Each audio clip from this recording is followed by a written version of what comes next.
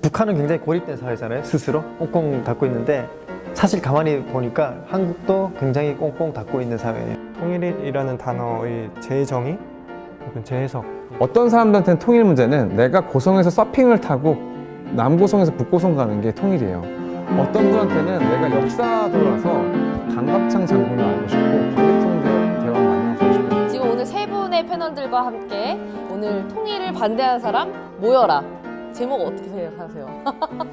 통일을 반대하는 사람들 모이라는 이런 토크쇼 좀 처음인 것 같아요. 자, 그럼 먼저 저희 그 소개부터 간단히 들어보고 시작하도록 하겠습니다. 저는 그 생활 ESG랑 이제 조선의열단에서 활동하고 있는 권세은입니다. 잘 부탁드립니다. 네, 안녕하세요. 저는 한반도 미래경제포럼 대표 김지수입니다. 네, 안녕하세요. 저는 조경일입니다. 저는 최범준이라고 하고요. 본격적인 토론에 들어가기 앞서서 룰을 좀 설명을 해드릴게요.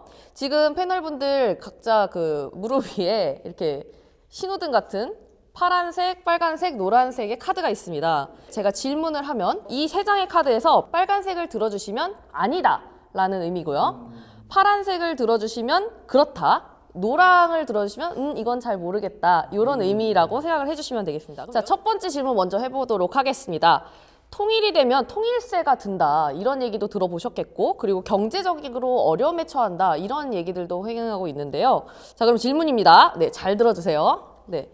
통일이 되면 경제적으로 이득이다. 자, 하나, 둘, 셋.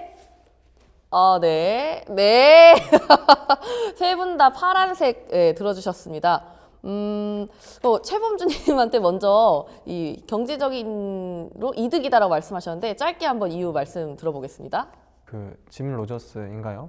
세계적인 투자자가 이제 한반도의 통일이 이제 도래하면 굉장한 부가가치가 생겨나고 경제적으로 뭐 세계에서 두 번째, 세 번째 손가락에 든다.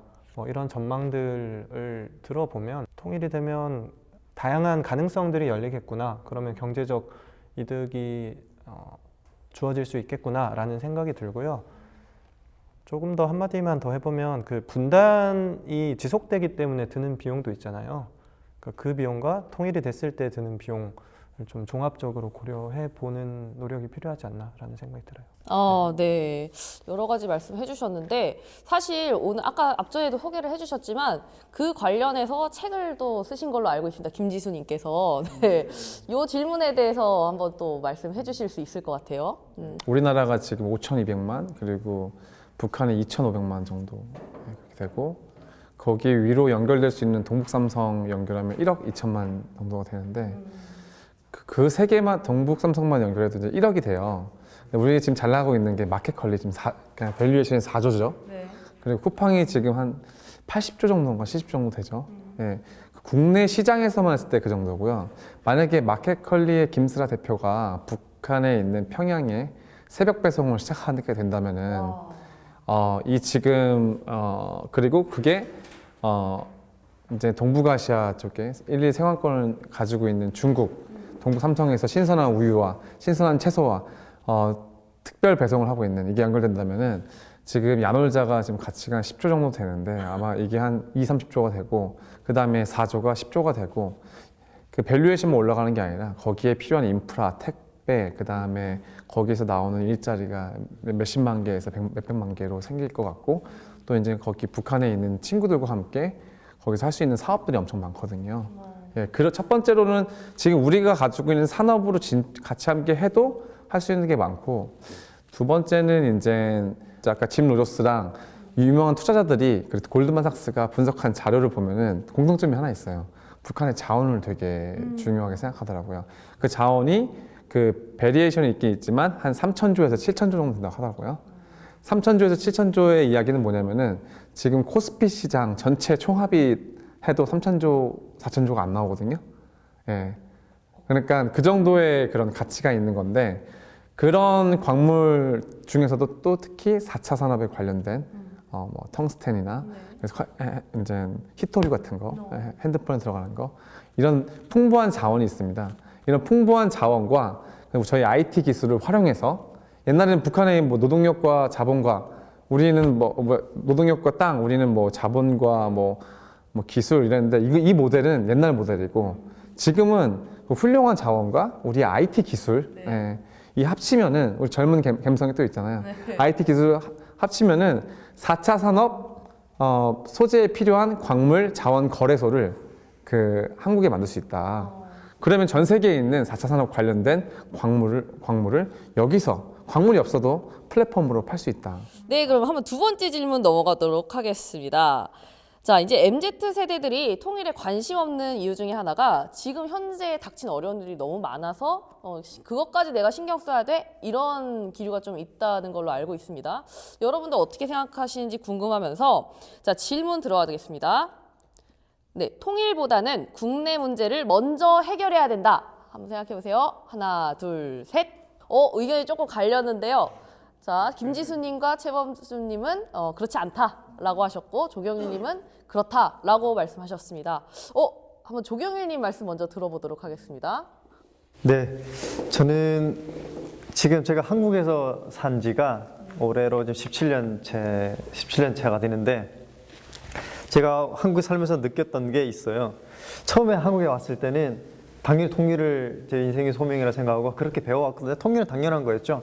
그래서 한국에서 살아가면서 우리 친구들도 남한 친구들도 저랑 똑같이 생각을 할 줄 알았어요. 근데 알고 보니까 통일을 반대하는 사람이 굉장히 많더라고요. 그래서 사실 그때 충격을 받았죠. 지금 우리 MZ 세대들 같은 경우는 통일은 밥 먹여주지가 않습니다. 지금 당장 내일 취직을 위해서 자기소개서를 써야 되고 면접 준비를 해야 이런 것에 정신을 팔려있지 언제 통일을 얘기를 하겠습니까? 그런 현실이 각박한데 그 말고도 여러 가지 사회적 갈등들이 상당히 많아요. 지금은 뭐 제가 관련된 기사 하나만 나가도 댓글 전부가 이제 뭐 간첩이다, 빨갱이다, 왜 왔냐 이런 것부터 해서 한국 사회는 굉장히 배타적이고 갈등적이고 굉장히 서로 적대시하는 문화가 굉장히 좀 지배적으로 있는 것 같아요. 그런데 만약에 통일이 된다라고 한다면은 저는 엄청난 혼란이 올 거다. 통일의 준비가 우리나라는 아직 안 됐다 이렇게 좀 이해가 되는 것 같아요. 생각해보니까 그런 것 같기도 하고요. 시급하게 했다가 통일 반대하는 사람들 그냥 관심 없어 이것보다는 안 하는 게 낫겠다라는 사람들도 있잖아요, 의견이. 그런 사람들 얘기가 너무 혼란스러울 것이다. 어떻게 또 분열이 되고 막 갈등이 더 극화될 수 있다. 뭐 이런 말씀들을 많이 하시죠. 그 혼자 파란색을 들어주셔서 그러는데 국내에서 만약에 어떤 문제가 가장 시급하게 해결돼야 한다 이런 게 있을까요? 조경님이 생각하시는. 사실 여러 가지가 있을 텐데 이게 워낙 거대 담론이니까 여러 가지가 있을 텐데 굳이 제가 봤을 때는 어쨌든 우리는 서로 다른 체제에서 살았고 그 서로 다른 문화에서 살았기 때문에 그 차이가 상당히 커요. 북한은 굉장히 고립된 사회잖아요. 스스로 꽁꽁 닫고 있는데 사실 가만히 보니까 한국도 굉장히 꽁꽁 닫고 있는 사회예요. 굉장히 닫혔어요. 예. 가령 예를 들면 이런 거예요. 북한을 알 수 있는 방법이 한국 일반 사람들은 없어요. 그냥 TV 채널에서 나오는 뭐 이만갑이라든가 모란봉 클럽이라든가 가끔 유튜브에 나오는 것 뉴스에서 뭐 해외를 쌌다더라 이런 정도 이야기가 사실은 전부예요. 맞아요. 왜 그러냐면 북한에 접속할 수 있는 사이트 뭐 웹사이트라든가 그런 거 전부 다 차단을 해놨고 그 다음에 북한의 문헌도 일반 사람들은 접속할 수가 없어요. 그래서 연구자들도 통일부의 허락을 받아서 접속을 할 수가 있고, 그러니까 이건 뭐냐면 아직도 분단 트라우마에 갇혀서 거기서 헤어나지 못하는 것들이 사회 문화적으로 또 제도적으로 굉장히 깊숙이 뿌리 박혀 있어서 이런 것들을 그럼 어떻게 할 거냐라고 하면 저는 어쨌든 제도가 바뀌어야 된다. 그게 뭐냐면 포용의 정치가 1도 작동하지 않는다. 서로 적대적으로 뭐 여당이 오늘 이번에 집권을 하면 야당은 전부 다 이제 죽는 거예요. 그냥. 예. 지금 그게 가장 핫할 때잖아요. 그렇죠. 예. 결국은 권력 구조의 문제고. 그래서 우리 청년들도 청년의 위기예요, 지금. 청년들이 청년의 목소리를 낼 수가 없어요. 그 풀뿌리 운동 같은 것처럼 좀 제도적으로 청년들이 정치적인 목소리를 낼 수 있도록 제도가 많이 바뀌어야 된다. 예를 들면 선거제도 같은 것들도 청년들이 정치권에 많이 진입을 해서 당당하게 우리 목소리를 낼 수 있도록 한다면은 우리 사회가 이 담론이 경직된 담론이 굉장히 다양해질 거예요. 풍성해질 거예요. 예, 통일을 반대하는 사람도 정치적인 목소리를 내고 찬성하는 사람도 내고 또 다른 사람도 내고 이렇게 다양해진다면 소통이 충분히 가능하겠다 이런 생각이 좀 들어요. 갈등을 해결하기 위해서는 제도 그렇죠. 개혁이 필요하고 이렇다 이렇게 예, 말씀해 주신 예. 것 같아요. 예. 통일 문제도 국내 문제인 거 아닌가라고 생각하거든요. 이게 어떻게 별개의 사안일 수 있는가라는 생각이 들고요. 방금 이제 말씀해주신 것 중에 이제 자존감이 낮다라는 말씀을 해주셨는데 그런 이야기들 있잖아요. 지금의 이제 MZ 세대가 뭐 부모보다 못 사는 첫 번째 세대고 88만 원 세대고 이제 뭐 그런 이야기들과 담론들을 들으면서 저도 자라왔던 것 같은데 좀 반대로 생각해 보면 이제 정치적으로 봤을 때 이제 대한민국이 서구가 만들어놓은 그 룰에 편입된 게 1876년인가 그래요. 강화도 조약을 체결하면서 그게 이제 일본에 의해서 강제로 이제 불평등 조약이었는데 그렇게 따지고 보면 정치적으로 일본한테 아무런 이제 미치는 거 없이 자란 첫 번째 세대거든요. 지금의 청년들이. 그래서 방금 말씀해주신 그 자존감 문제는 이제 워낙 그 굴곡진 현대사 속에서 약간 기 눌려 있고 그렇게 자랐던 기성 세대의 인식이 아직도 좀 이제 남아 있는 게 아닌가라는 생각이 들고 MZ 세대의 자존감은 굉장히 높다. 자신감도 있고 실력도 있고 뭐 단군 일의 최대 스펙이라고 하잖아요. 그런 이제 청년들의 창의성과 실력을 어떻게 발휘할 수 있게 만들어 가느냐가 이제 방금 말씀해주신 문제 의식이라고 생각이 들고 그런 공간이 만들어질 때 통일에 관한 담론들도 더 다양해지고 더 현실적으로 다가올 수 있지 않을까라는 생각이 들어요. 통일의 준비는 저희가 진짜 안 된 것 같아요. 저도 그 지금 상태에서 통일한다는 거 이거 완전 카오스예요. 일단은 서로가 이해할 수 있는 공간이 필요하거든요. 네. 국내에서도 필요하고 국외에서도 필요하고 이런 것들이 만약에 작은 이제 통일의 시작이라고 한다면은 이런 것들을 조금 우리가 준비할 필요가 있고 되게 무서운 게 지금 피하식별적인 정치의 근원은 남북 전쟁에서 오는 그런 그 북한과 뭐 남한 그리고 소련과 미국이라는 아직도 그 이데올로기의 그 틀에 있기 때문에 지금 정치권 국회에서도 38선에 있다니까요. 지금 우리가 외치는 통일은 옛날의 담론에 이제 머물러 있는 거예요. 네, 그래서 테이블에 꺼내놓지는 않았어요. 너는 어떤 통일을 원하느냐라고 청년들에게 아무도 묻지 않았어요. 쉽게 말하면 이념의 통일은 죽었다 이제. 네네. 우리한테는 이제 실용적이고 각 시민이 생각하는 국가 역할이 그거잖아요. 네. 시민이 생각하는 통일을 들어야 된다. 어떤 사람들한테는 통일 문제는 내가 고성에서 서핑을 타고 남고성에서 북고성 가는 게 통일이에요. 어떤 분한테는 내가 역사도라서 강감창 장군을 알고 싶고 광개통대왕 만나러 가고 싶은 그 길에서 보는 유적지를 보는 게 통일이고 어떤 사람들한테는 수원에 있는 그 갈비랑 그 치맥 파티 그거 가지고 가서 대동강에서 북한에 있는 친구들이랑 비즈니스 하는 게 통일일 수도 있어요. 북한 친구들과 우리가 힘을 합쳐서 그 유라시아로 나가면은 할 수 있는 일들이 너무 많다는 거예요. 일자리를 통해서 우리가 가질 수 있는 자아실현. 그 자아실현을 통해서 우리가 가질 수 있는 전체 국가의 아까 말했던 우리 자부심과 그런 좀 폐쇄된 문화가 갑자기 대륙 마인드로 바뀐다는 거죠. 예. 토끼에서 이제 호랑이로 갈 수 있잖아요. 이렇게. 근데 저희 사실 지금 좀 섬나라 같다는 얘기도 많이 하고 갈 수 없으니까 분명히 육지를 통하는 길이 있는데 못 가는. 그리고 만약 가게 된다면 우리가 맞닥뜨리게 될 그 뭐랄까 대륙 문화라든지 대륙 정서. 지금 말씀하셨잖아요. 범주님이 우리 진짜 단군 일의 최대 스펙이에요. 미국에 있는 밀레니얼이라는 책에서도 최고 스펙이라고 나왔어요. 네. 근데 우리는 속은 거야. 뭐가 속았어? 공부 열심히 하고 좋은 대학교 가면 일자리가 있다고 했는데 일자리가 없네? 지금 이 상황입니다 지금. 근데 이런 똑똑한 친구분들이 만약에 비즈니스나 문화나 오징어 게임이나 이런 컨텐츠도 얼마나 많이 만들 수 있겠어요. 북한 친구들과 같이 하면은 그 새로운 미지의 땅이잖아요. 네. 뭐 통일이라는 말을 되게 많이 쓰는데 이게 분단 이후에 이제 70년이 됐죠.